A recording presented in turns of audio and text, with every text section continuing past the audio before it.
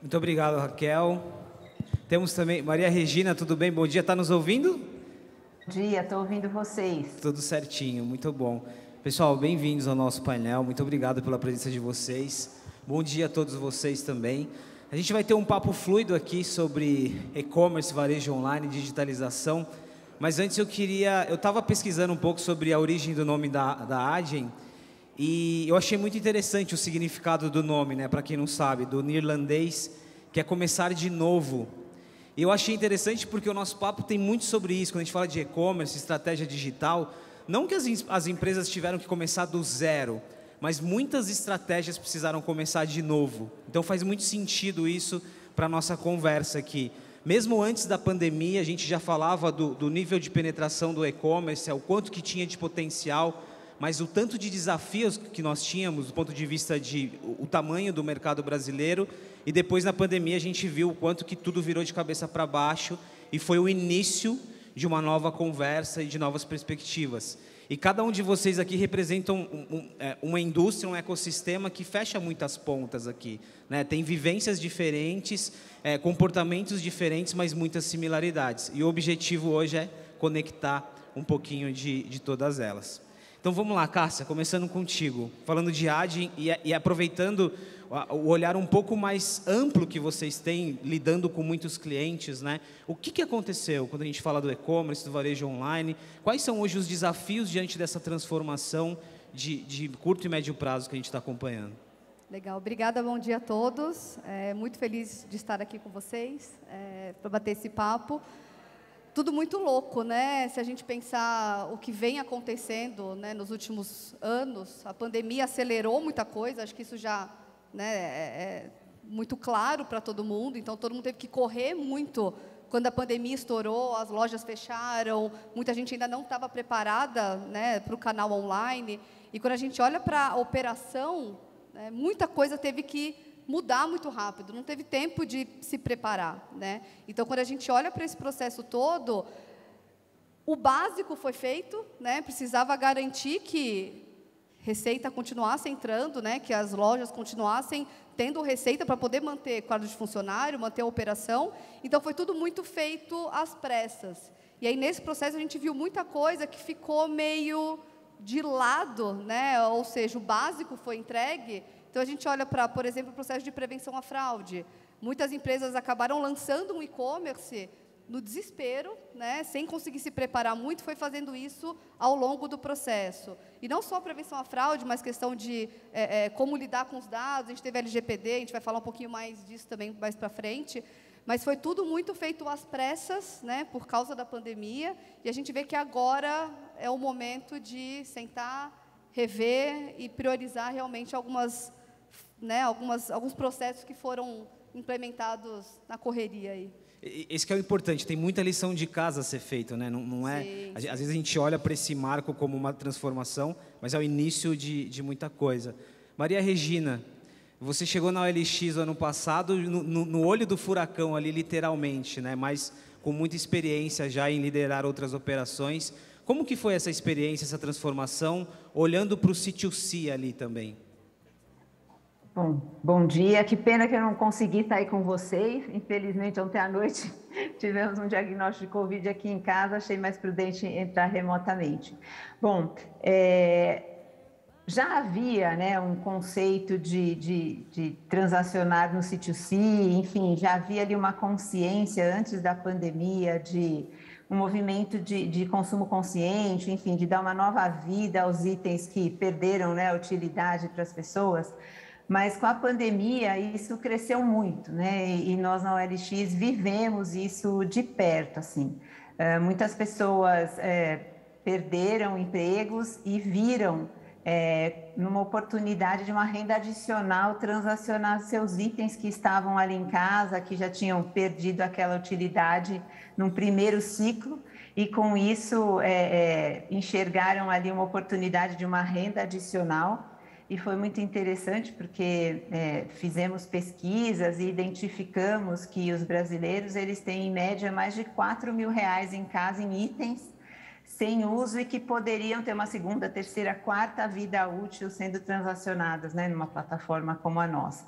Isso aconteceu muito fortemente aí ao longo dos 2 anos da pandemia. E também, por outro lado, percebemos que pessoas que também com questão de redução de renda, enfim, começando a enfrentar algumas dificuldades, precisavam adquirir produtos, bens e que não conseguiam comprar um produto novo. Então, também a oportunidade de encontrar ali um produto ainda muito bom, ainda com uma vida útil muito expressiva, por um preço bem mais interessante, né? Então, nós tivemos também um crescimento muito grande, tanto da quantidade de itens anunciados, quanto de itens comprados, né? Para uma segunda vida útil. E também enxergamos que tínhamos ali como toda mudança, toda crise também traz oportunidades, né? As pessoas falam isso e às vezes parece uma coisa meio frase feita, assim, mas no nosso caso foi totalmente realidade, assim, já existia um plano na companhia de começar uma solução transacional, onde as pessoas não olhassem o LX apenas como uma plataforma de classificado, em que elas encontrassem os itens que estão buscando e que fossem se encontrar e fechar negócio fora da plataforma, mas começar uma solução transacional ali dentro da plataforma. E com o início da pandemia, a oportunidade veio à tona, falou, bom, vamos acelerar esse projeto e a OLX lançou ali a sua primeira versão de solução transacional. Então, acho que foi um período com um crescimento grande para a empresa. Vimos a oportunidade mesmo de novos negócios, de solução para a vida de muita gente e seguimos firmes aí na nossa jornada de crescimento. É interessante aqui no caso de OLX que não é só sobre plataformas, né? Olha o tanto de exemplos que você deu de novos comportamentos de consumo, o quanto que o contexto, né, baseou a criação de novas soluções. Então isso é importante também, não é só sobre plataforma, tecnologia, também é sobre marca, também é sobre propósito. E aí, Diego, no olho do furacão também, saúde, bem-estar, varejo, e a gente já acompanhava um pouco o movimento de RD, de digitalização, de integração. Como que foi isso para vocês? Bom, primeiro, bom dia a todos. Obrigado aí pelo convite, a turma da Adyen. Pandemia veio para todo mundo, né? Para todos os negócios. Mas eu acho que o varejo farmacêutico e poucos outros segmentos viveram ela de uma forma talvez um pouco diferente, né? Nós estamos falando de um negócio que nunca fechou. A gente nunca sequer baixou as portas das nossas farmácias em nenhum momento, exceto aquelas, por exemplo, que estão dentro de shopping, que o shopping fechou. E muitas dessas viraram, eventualmente, dark store para conseguir atender uma demanda que, do dia para a noite, ela migrou de canal. Mas, como você muito bem colocou, ninguém esperava o que a gente viveu. Ou, melhor, ainda vivemos, né? A pandemia não acabou. Mas a gente já vinha num processo de transformação de alguns anos, bem mais intenso do final de 2018 para cá, e eu brinco que o fato da gente ter enterrado muito cano para essa água toda passar lá atrás, fez com que a gente conseguisse se adaptar muito rapidamente a esse volume que migrou para o canal digital num primeiro momento, e a gente ficava com aquela sensação assim, pô, será que amanhã, na hora que as coisas começarem a voltar ao normal, o cliente vai deixar de comprar no canal A e vai comprar no canal B? E talvez a entrega de valor que a gente fez durante todo esse período, de fato, cuidar do cliente, cuidar da experiência de compra dele de ponta a ponta, de criar canais adicionais que não existiam, né? A gente criou um canal de entrega de vizinhança, são dados públicos que a gente divulga, que representam aí mais de 10% do nosso negócio digital. E quando a gente fala eu brinco que qualquer 1% dentro da RD é muito cliente, é muito pedido, isso fez com que a gente tivesse essa capacidade ágil de a gente reagir. Então, muita coisa aconteceu, mas, de fato, acho que a preparação que a gente vinha fazendo nos permitiu se adaptar melhor a esse cenário, com todas as dificuldades que todo mundo viveu. A pandemia teve aí para todo mundo, alguns conseguiram rapidamente reagir, outros demoraram um pouco mais de tempo para conseguir estar pronto. Eu acho que a gente teve bastante sucesso nesse início e a gente vem colhendo bons frutos aí nesses 2 anos, 3 anos de transformação que a gente vem fazendo dentro da RD. Olha o tanto de camadas de complexidade que vocês vão adicionando, né? Se antes a conversa era loja física, e-commerce, aí você tem o last mile com delivery, e essa reflexão que vocês fizeram, ela bateu para todo mundo, né? O que vai ser nesse retorno, entre aspas, né? Se eu tive uma alta na minha curva de adesão, o que vai ser desse novo consumidor? E aí, Renato, bens de consumo, né, Boticário, a gente está falando de muitas marcas, a gente está falando de um modelo de negócio que não depende só dos seus canais próprios, né, tem toda uma rede. Como que foi essa experiência para vocês? Legal, bom dia pessoal, obrigado pelo convite, muito bom estar aqui com vocês. Foi um choque muito grande, nós aqui só na marca Boticário, a gente tem mais de 4.000 lojas, e as lojas fecharam subitamente, da noite para o dia, 4.000 lojas fechadas, e nosso negócio era fortemente baseado de receitas provenientes de loja.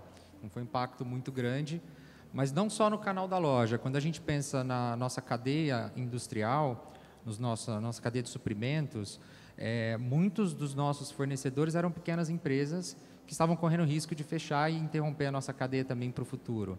Então, o impacto 360. Olhando em produto, com as máscaras, as maquiagens tiveram um impacto muito, muito, muito grande. Está voltando agora, que é muito bom estar vendo todo mundo sem máscara, quase todo mundo. Agora as coisas estão voltando. Então, foi um impacto muito grande. E olhando para canal, que a gente opera com franqueados, é um pool de mais de 600 franqueados hoje que operam com a gente começou a buscar outras saídas. E aí, como o Diego falou, um trabalho de encanamento ali, né, um trabalho debaixo da terra, que a gente começou a investir em 2019, fortaleceu muito, porque a gente conseguiu conectar as lojas como dark stores, utilizá-las como centros de distribuição.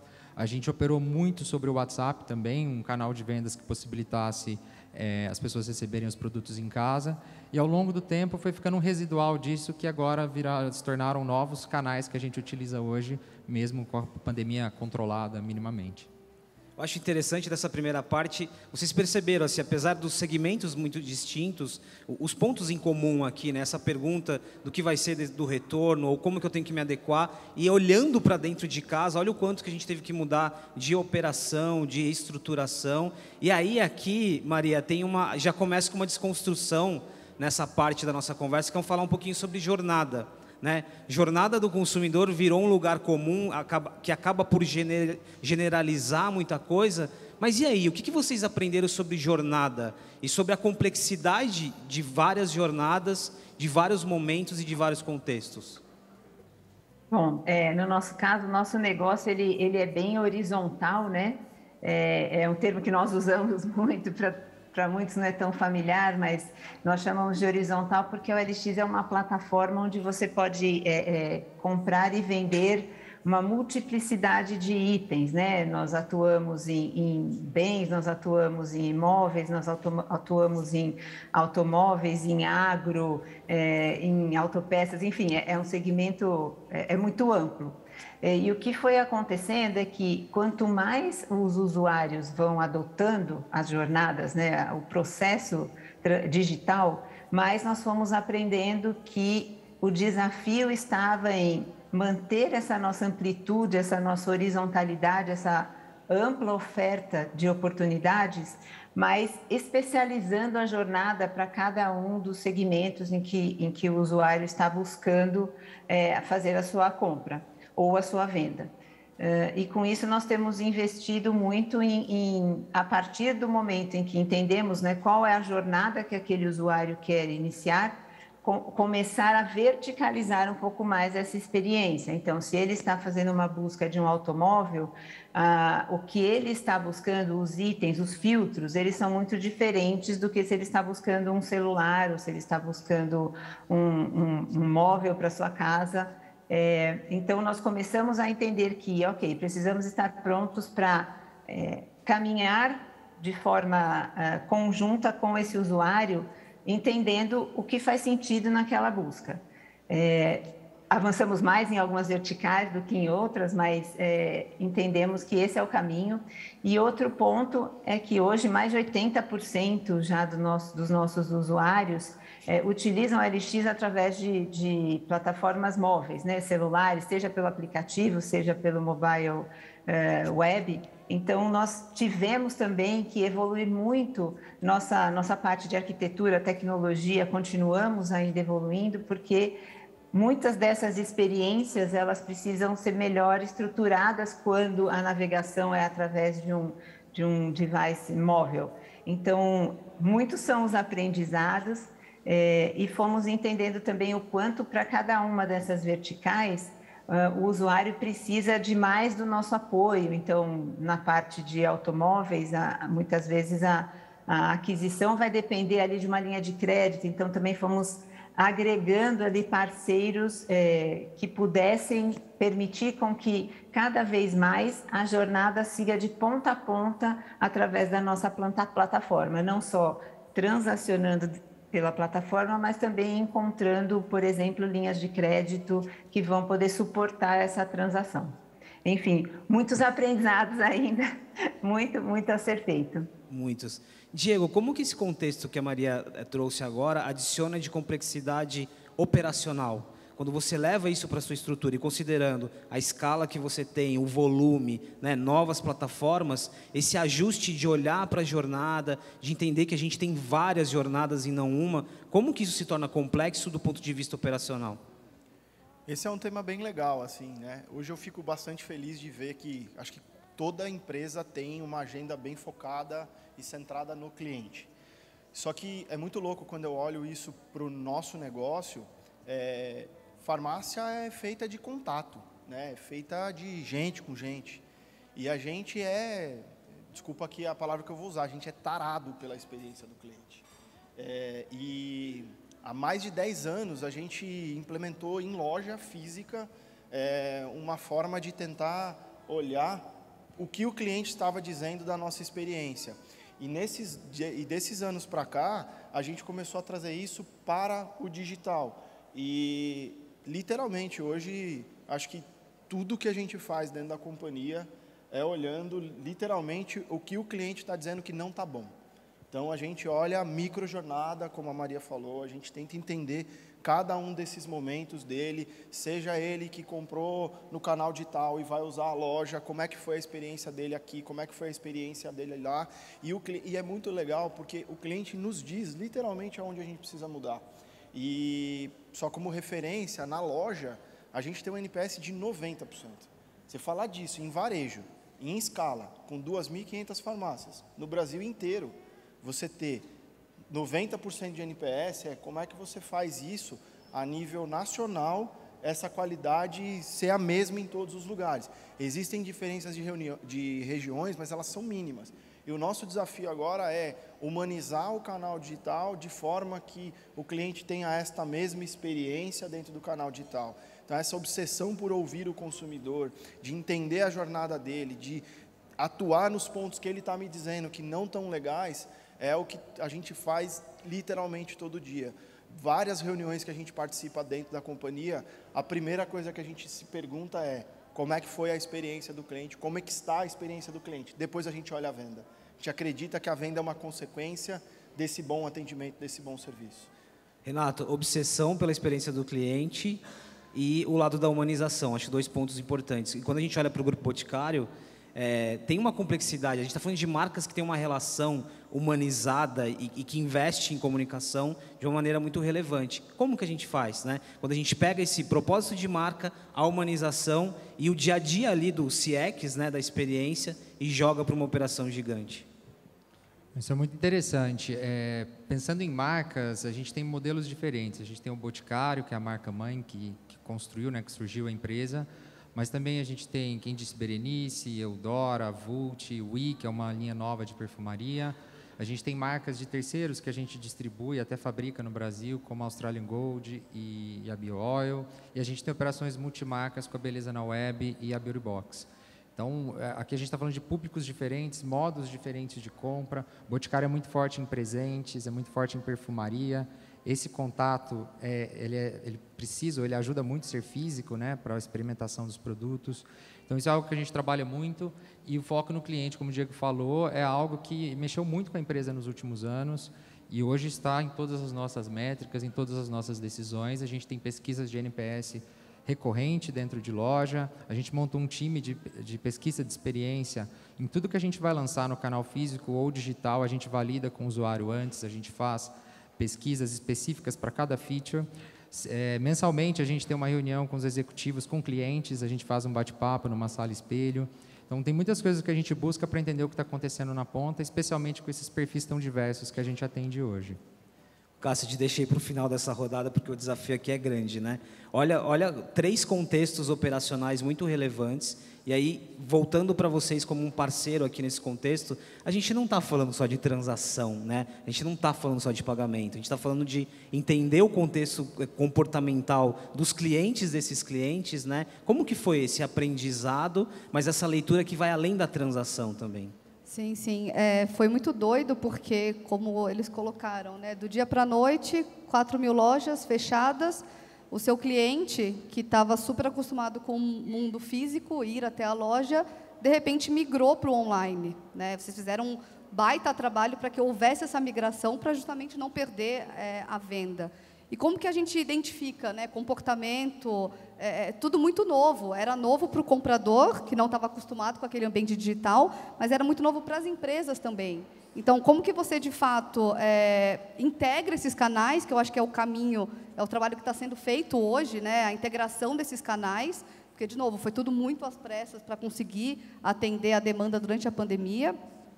E como que você cria esses perfis, né? Você tinha muito claro, talvez, um cliente que estava acostumado a ir numa determinada loja, com um determinado vendedor, que já conhecia o comportamento, já sabia o tipo de perfume que ele gostava, né, remédios ou perfumaria que ele já comprava numa farmácia, e, de repente, ele estava no online, na frente de um computador ou de um celular.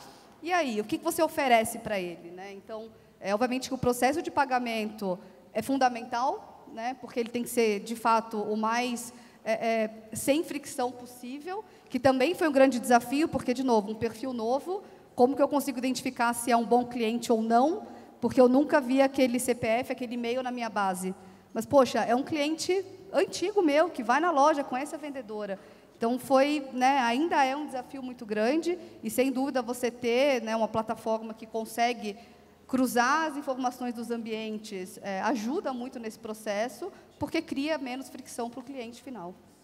Diego, agora, nessa parte a gente vai falar um pouquinho mais de canais e aterrissar um pouquinho mais, né? Falar de plataformas. Deixa eu trazer um pouquinho aqui o contexto da loja física.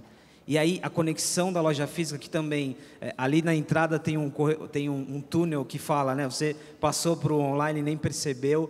Qual que é primeiro, o que vocês aprenderam com a loja física? Você mencionou um pouquinho sobre o contato, né? A experiência, mas aquele desafio de integração com o digital, que a gente fala há tanto tempo, né? Que às vezes virou até um lugar comum, mas que papel que passa até a loja física em contato com todos os outros canais, o last mile, o e-commerce e por aí vai.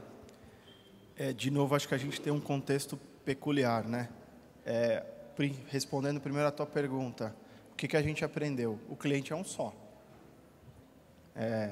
O cliente é o mesmo.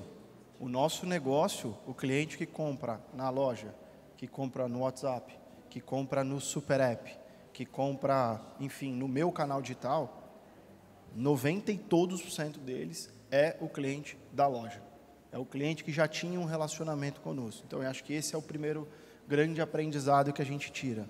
Segundo ponto, o nosso negócio, como eu já falei aqui, é feito de contato, é feito de relação, é feito de tentar atender o cliente da melhor forma, buscando a melhor solução, mais calor humano para ele, e a venda, o pedido vai ser uma consequência. E nesta estratégia de digitalizar a companhia, a loja, ela é o nosso principal ativo. Porque em vez de eu gastar muito dinheiro fazendo aquisição de cliente no mar aberto, pagando muito dinheiro para cada app install, hoje, para vocês terem referência, 70%, 80% dos mais de 16, 17 milhões de downloads que a gente tem no aplicativo vieram de clientes que estavam na loja.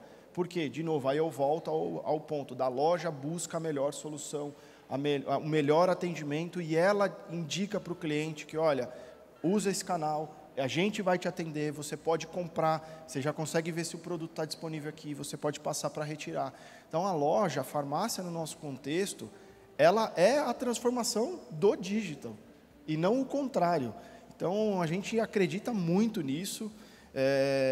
Acho que esse é o principal aprendizado, o cliente é o mesmo. E pegando só o gancho do que a Cássia falou, quando o cliente migrou para o canal digital, a gente já tinha várias soluções integradas. O que eu quero dizer com isso? Eu não precisei me preocupar que o Diego que estava no canal online, eu não ia ter nenhum histórico dele de compra. Não, a maior parte das minhas transações da loja física, ela também é identificada. Então, a mesma oferta que eu ia oferecer, se o Diego fosse na loja, no período mais crítico da pandemia, era a mesma oferta que ia estar para ele no site, ia estar no app, de forma super integrada, e ele podendo escolher como que ele queria ser atendido, por uma entrega rápida da vizinhança, que a loja estava aberta, podendo ir eventualmente até a pé, até a sua casa, ou ele retirando depois, ou qualquer outro modelo. Então, acho que o principal aprendizado o cliente é um só. Você falando assim, agora na teoria, de fato é muito poderoso, né? É fácil mas também, né? Olha o quanto que foi dolorido. Vocês que estão aqui sabem, olha o caminho. Lembra quando a gente discutia, né? Tal empresa de varejo tem uma operação na loja física e no e-commerce, e elas não se conversam. Parece tão simples e óbvio como é complexo também. É facinho fazer isso. É trabalho, acho que de muitos anos. Muitos anos. Muita gente. E, de novo, escala, né? Nós estamos falando de um varejo aqui de 2.500 farmácias próprias, de 12 centros de distribuição, mais de 40 milhões de clientes ativos, 1 milhão de atendimentos dia. Ou seja, a escala é gigante. Então, orquestrar tudo isso, sensibilizar de ponta a ponta, para que o cliente seja bem atendido, é um trabalho grande. E tem muita coisa para fazer ainda. E não para, né? Mais coisas ainda vão surgir, novos canais vão surgir, ainda tem que ficar acompanhando. A lista de coisa que eu tenho para tendências. fazer lá é gigante, viu? É bom, né? Tem emprego para muitos anos ainda. E aí, isso é bom. E aí, Renato, assim, eu acho que espelha muito a experiência, né? A gente está falando de lojas, a gente está falando de franqueados, a gente está falando de parceiros e parceiras, né? A gente falou de novos canais, como o WhatsApp e outros. Como é que é, assim, qual foi a experiência de vocês também de ressignificar a loja dentro de um contexto de digitalização? Acho que a loja é o nosso centro, onde a gente oferece a melhor experiência para os clientes de experimentação, para que eles possam testar os produtos. Mas a gente conseguiu transpor boa parte disso para os nossos canais digitais e facilitar e estar onde o cliente precisa. Hoje a gente tem 2.500, 2.600 pontos conectados ao e-commerce, e isso aumenta muito, muito, muito a nossa capacidade de distribuição no Brasil.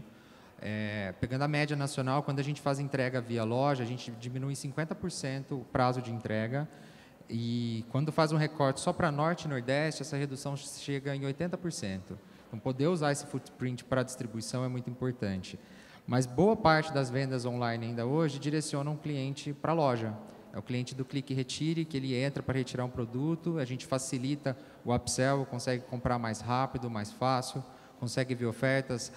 O consultor de loja já sabe quem é o cliente, qual é o perfil, o que a gente pode personalizar para ter uma taxa de conversão melhor com esse cliente, oferecer uma experiência melhor na ponta. Então, a gente tem conectado todas essas pontas. E, para isso, um trabalho grande de construção de plataforma e de tecnologia. A gente começou lá o trabalho de saneamento em 2019 e começamos a migrar muita forma de trabalhar com tecnologia. A gente saiu de 200 pessoas no time de tecnologia hoje para 1.800 pessoas. É um crescimento muito, muito alto, e isso é um habilitador para a gente evoluir nossas experiências. Hoje, pelo aplicativo, um cliente pode receber um push e retirar um brinde na loja, e durante esse atendimento ele já pode fazer um upsell e levar um outro produto. Então, a gente está conseguindo transformar isso numa jornada única. Maria, não vou te perguntar da loja, mas lembrando muito ali quando você narrou o contexto de OLX, eu estava pensando e quando a gente fala de múltiplos canais e verticais e experimentação, eu acho que o contexto complexo está dado aqui. Como que você mantém foco? Como que você testa de forma rápida, decide que aquela vertical fez sentido, não fez sentido, volta? Como fazer a gestão dessa experimentação de canais e da busca de encontrar ali a melhor jornada? Interessante, né? Porque eu estava escutando todos falarem, né? E por um lado, o modelo que a OLX sempre trabalhou de classificado já convive com esse online e offline, porque os produtos são anunciados online, as pessoas conversam por dentro da plataforma, fecham ali, combinam a transação, mas elas precisavam se encontrar presencialmente para concluir aquele negócio. À medida que nós fomos caminhando numa jornada transacional por dentro da plataforma, nós fomos criando mecanismos para que tudo isso aconteça dentro da plataforma, né? Então, nós criamos o OLX Pay para que as pessoas pudessem comprar por ali, por dentro da plataforma, sem presencialmente precisarem se encontrar, e que a mercadoria pudesse chegar, o item pudesse chegar até a pessoa que adquiriu. E criamos com isso o conceito da compra segura, e criamos, através do OLX Pay, um mecanismo que permite que as pessoas que ainda não se sentiam seguras em transacionar, em encontrar produtos e comprar através da OLX, pudessem ter essa segurança em que quem comprou recebe o item e que o valor pago só chega nas mãos do vendedor a partir do momento que ela declara que recebeu aquele produto. Então, nós também derrubamos uma barreira, levando para dentro do mundo online uma parcela que ainda acontecia ali no presencial, né? Criando essa jornada mais completa. E os desafios seguem, porque à medida que as pessoas foram começando a encontrar, por exemplo, mecanismos como o WhatsApp, um outro canal, para nós levamos cada vez mais a conversa para dentro da plataforma, mas expandindo para canais móveis também, para que a pessoa pudesse realmente se sentir segura, porque quando foge ali da plataforma, nós não necessariamente conseguimos entregar esse ambiente protegido ali. Então, assim, os desafios são um pouco diferentes, ora complementares, ora até divergem aí um pouco, mas tudo isso faz parte de entregar uma jornada mais completa. E falando um pouco de ouvir o usuário, né, nós fizemos sessões muito recentes aí de um mergulho bem profundo com compradores e vendedores, e encontramos comportamentos e expectativas muito diferentes. Pessoas que gostam muito da flexibilidade, da facilidade de operar num modelo de classificado, pessoas que buscam um modelo mais transacional por dentro da plataforma porque se sentem mais seguras e que estão dispostas a pagar por isso, entendem que prefiro que eu possa escolher como eu quero transacionar para que eu me sinta mais segura, tendo a OLX garantindo para mim essa transação. E é muito importante, porque muitas vezes nós tendemos a generalizar comportamentos, a conversar com um perfil de usuário e entender que o que for entregue de solução para ele vai atender a todos, e na verdade não é fato, né? Os comportamentos, as expectativas, as experiências dos nossos usuários são muito diferentes, e o que nós fomos aprendendo é que o nosso leque tem que estar cada vez mais amplo, né? A nossa expectativa de crescimento tem que conversar com as dores e com os receios e com as expectativas dos nossos usuários. É uma jornada de aprendizado constante, vou dizer. E com isso, constantemente inovando, testando, aprendendo, enfim. O ciclo está em constante evolução, não para nunca, eu diria. Ô, Cássio, essa perspectiva que a Maria dá até é interessante o quanto que a gente está falando aqui sobre o conceito de phygital, né? Ali na entrada tem até uma explicação. Esse é um conceito que a gente falava muito no passado, parou um pouquinho, volta a falar agora. E eu estou vendo aqui, Cássio, aqui os clientes, né? Tem Bice, Uber, Rappi. A gente está falando de transações digitais, mas que resolve uma solução ali que é muito física, da bicicleta, do carro, do alimento, né? Como que no contexto de vocês, olhar o phygital, né? Porque tudo que eles narraram até agora aqui depende de muita integração, de cultura também, né? Como que é? Eu acho que esse é o nosso grande carro-chefe, né? A integração dos canais, quando a gente, né, até o próprio exemplo do Diego, que ele comentou que as experiências, né, o comportamento do cliente foi migrado para o ambiente online de forma um pouco mais tranquila, né, no caso deles. Isso para a gente é algo essencial, né? O pagamento, ele acontece em praticamente tudo, né? A gente precisa pagar praticamente tudo, né? Você vai andar no Uber, você precisa que o processo não tenha nenhum atrito. Você entra numa farmácia, você quer comprar, você está com pressa, você quer pagar logo e ir embora. Então, é muito importante que os ambientes estejam, de fato, integrados para que o cliente tenha essa percepção de facilidade e de segurança também, né? Acho que, né, a Maria até colocou esse ponto de segurança, né, o quanto que os clientes preferem estar na plataforma da OLX e se sentem mais seguros estando na plataforma da OLX. Acho que segurança foi algo que também foi muito falado aí nos últimos tempos, né?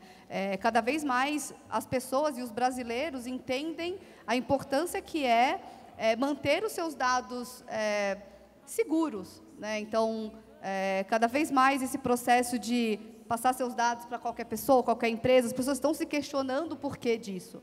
Mas uma vez que você tem um ambiente super integrado, né, na experiência aqui da Casa Adyen, você encosta o seu cartão ali, já tem tudo, né, todo o seu histórico de compra, você não precisou passar nenhuma informação adicional, né? Então, isso também traz muita segurança para o comprador.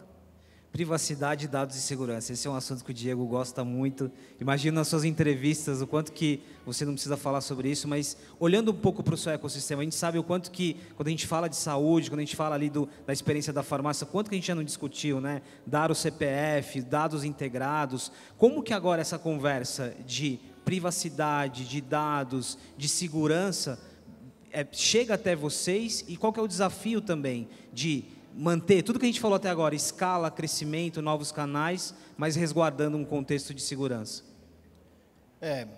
De fato, o nosso negócio, até pelos benefícios que o cliente acaba recebendo, seja no canal digital ou no mundo físico, ele precisa se identificar. Por isso que a gente tem um alto índice de compra na loja física identificado, que para um varejista isso é ouro. E muito mesmo antes de LGPD ou qualquer outra questão relacionada à privacidade de dados, a gente, como um agente de saúde, sempre se preocupou muito com isso. Porque, diferentemente de qualquer outro segmento, e não tirando a responsabilidade dos outros segmentos, mas vazar uma informação sua, que você comprou um celular, é ruim, mas não é um produto que talvez vai te expor. Uma informação de saúde, ela é delicada. Existem pessoas que fazem tratamento e que a família não sabe. Porque aquela pessoa ela não quer contar para a família que ela está fazendo um tratamento de uma determinada doença. Então, a gente tem que tomar muito cuidado, porque ao mesmo tempo que a gente quer individualizar o atendimento, né? Mais do que personalizar, eu quero individualizar. Aquele atendimento é seu, aquela oferta é sua. Aquele benefício é para você, não é para mais ninguém. Eu também tenho que tomar muito cuidado que aquela informação, ela tenha que, de fato, proteger a privacidade deste indivíduo que, por vezes, não vai querer que ninguém tenha acesso àquela informação. Então, isso é algo muito presente dentro da companhia. A gente tem escritório de privacidade de dados, antes de lei de proteção de dados. A gente sempre foi muito controlado no sentido de quem acessa determinadas informações, sem dar a informação que o atendimento precisa para conseguir individualizar aquele atendimento específico para o cliente. Então, esse é um assunto bastante delicado e para o nosso negócio em especial, ele tem uma importância gigantesca. E tem um outro ponto importante aqui, muito além da LGPD ou de uma estrutura de dados para as companhias, existe um processo de cultura de dados para as pessoas, né? A gente está assistindo grandes bancos de varejo falando sobre privacidade na televisão, por exemplo. Então, existe um processo de mudança de comportamento também da parte das pessoas, a consciência sobre os dados. E aí, Renato, aqui tem um outro desafio, porque eu não digo o controle, mas a gestão, porque no seu caso a gente está falando de lojas, revendedores, franqueados. Como que você escala esse controle para resguardar essa privacidade, essa gestão dos dados, quando você tem muitos interlocutores no seu ecossistema? Legal, acho que primeiro isso, segurança e privacidade se tornarem temas organizacionalmente vistos como prioridade. Acho que esse é o primeiro passo de conscientização. E é algo que já é presente no Grupo Boticário há algum tempo também, antes de LGPD e de outras frentes que fortaleceram esse tema. Acho que qualquer empresa de grande porte tem um cuidado até reputacional com segurança e com privacidade. Acho que tem um lado também de ferramental, comentei de internalização de tecnologia, então todo o nosso processo, ele tem um mapeamento, desde lá do desenvolvedor construindo software, até o final do processo, num possível caso de peticionamento. Tudo isso é integrado e visto numa ótica só.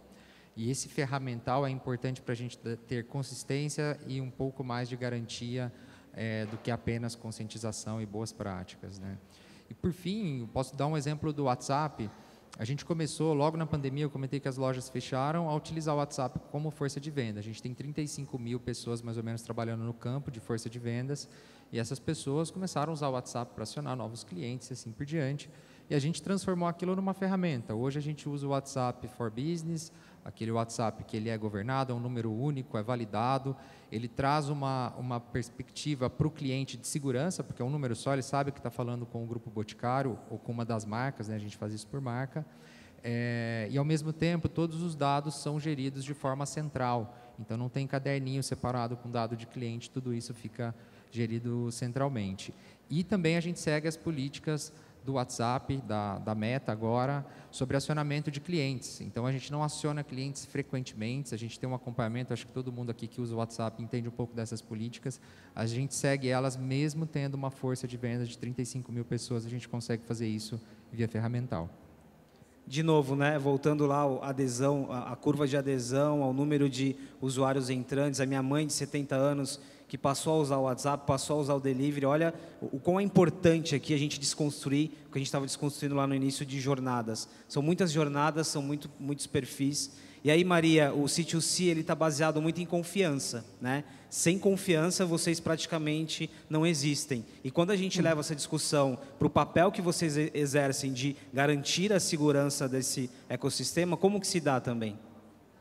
Bom, vou te dizer que a gente atua em múltiplas frentes paralelas, porque é exatamente o que você falou. Se não houver a confiança, o usuário não se sentir seguro para utilizar a plataforma, ele simplesmente não vai nos enxergar como uma solução para comprar e vender.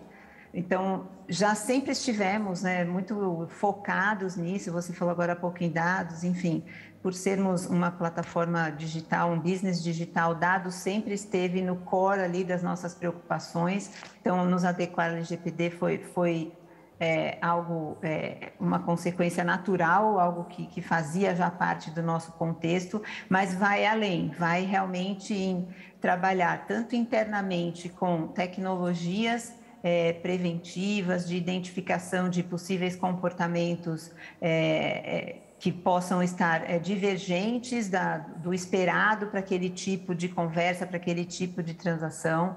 Então, a tecnologia a favor, educar os usuários, constantemente orientar. Então, a cada interação com a plataforma, nós alertamos quais as formas corretas e seguras de seguir naquelas conversas entre compradores e vendedores.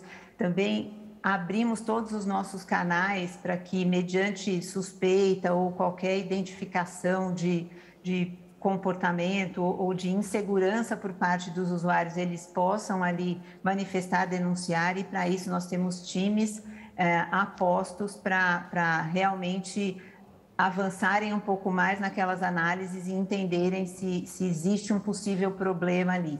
E tudo isso acontece para que a gente possa construir essa relação de confiança com os nossos usuários. E isso transcende a própria organização da OLX, né? Nós fizemos no ano passado um movimento com outros players, alguns até vistos como concorrentes de mercado, para que juntos pudéssemos conscientizar sobre prevenção, segurança, melhor uso das plataformas digitais, porque, como todos estamos falando aqui, nós temos muitos usuários recentes nesse tipo de experiência. Então, entendemos que temos um papel fundamental em prevenir, orientar e, inclusive, colaborar com os órgãos competentes quando chega nessa instância de ter que investigar alguma situação. Nós estamos sempre atuando em todas as pontas possíveis para realmente avançar nessa relação de confiança. Pessoal, só antes de eu pedir para a Cássia fechar essa parte de privacidade, daqui a pouquinho eu vou abrir para perguntas, a gente vai ter um mic rodando, então se tiver perguntas, prepare aí, fica preparado que daqui a pouco eu já vou abrir. Cássia, literalmente essa parte da nossa conversa é o seu quintal, né? Acho que é um desafio diário ali. Fala um pouquinho primeiro como evoluiu essa conversa sobre dados, privacidade e o quanto que a tecnologia nos ajuda aqui. Acho que muitas empresas já olhavam para esse tema, né, como a gente já comentou aqui, mas tanto a pandemia quanto, né, a chegada da LGPD antes, né, GDPR ainda na Europa antes, que foi um pouco a inspiração aí, né, a grande inspiração da LGPD, tudo isso deu um push muito forte, né, e as empresas, algumas que não estavam 100% preparadas, tiveram que correr para se adaptar, né, e quando a gente olha para o processo aí da pandemia, isso aconteceu do dia para a noite, né? É muito bom ouvir que as empresas hoje elas priorizam isso, né? A segurança é um tema super priorizado na maioria das grandes organizações, muito porque o cliente espera isso, né?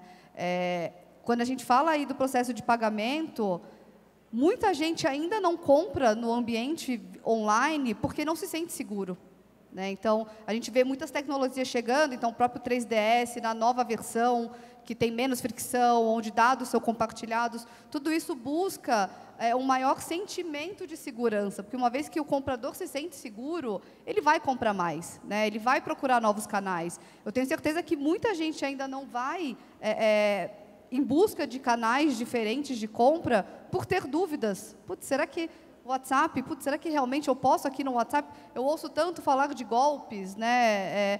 A gente tem ouvido tanto falar desse tipo de fraude, de golpe.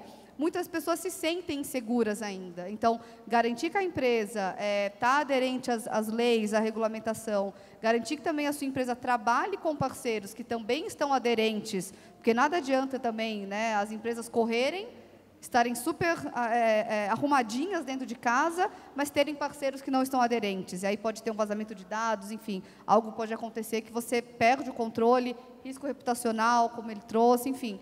Então, é muito bom ouvir que as empresas estão trabalhando fortemente com o tema de segurança, privacidade, muito pelo push grande aí dos clientes, e algo também que eu acho que é muito importante, a gente perceber que as pessoas, né, o consumidor, ele tem essa consciência hoje de segurança. Mas olha só, nada é fácil, né? O processo de adequação foi junto com uma pandemia, junto com aquele contexto que a gente narrou aqui no início. Então, imagine a loucura que não foi tudo isso. Você, mesmo as empresas preparadas, né, do ponto de vista de dados e privacidade para um contexto, e aí tudo muda. Maria, Diego, Renato, Cássia, muito obrigado pela masterclass que vocês deram aqui. A gente sabe da complexidade, dos desafios, né? Mas muito legal vocês compartilharem um pouquinho dos aprendizados. Valeu mesmo, viu? E obrigado por vocês por acompanharem, pessoal.